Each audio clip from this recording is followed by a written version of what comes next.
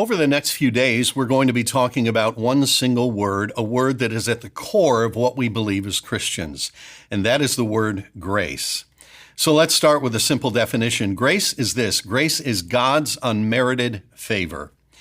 In other words, our faith journey must begin with acknowledging that we could do nothing to save ourselves. When it comes to our eternal salvation, we didn't earn it, we didn't deserve it. It was a gift, which is exactly what the Bible says in Ephesians chapter 2, beginning in verse 8. It is by grace you have been saved through faith, and this is not from yourselves. It is the gift of God, not by works, so that no one can boast.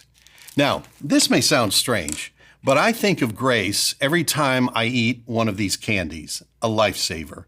It's like the miniature version of the full-size thing that you see at a public swimming pool or on a ship. So imagine this. Imagine you're on a cruise ship and you somehow fall overboard. And you're almost to the point of drowning when someone on deck sees you and they grab that full-size life preserver and they toss it to you. It lands right in front of you. You grab it and hang on to it for dear life just before you go under for the last time. And then eventually they pull you back up on deck and you're laying on the deck. A crowd gathers around to see if you're okay. And you're coughing up water and gasping for air. And eventually, when you catch your breath, you look at the crowd and you say, "Did you see the way I grabbed that life preserver? Did you see my coordination and dexterity? I mean, did you see the definition in my biceps?" You wouldn't say that. But here's what you would do.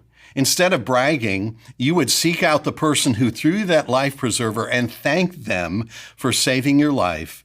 And then from that point forward, you would do your best to make your life count for something. Here's what grace is. Grace was a life preserver that was thrown to us when we were drowning in our sin. And when we understand that, and when we hold on to that, we will live the rest of our lives grateful for our salvation, always responding to that rescue with worship and obedience.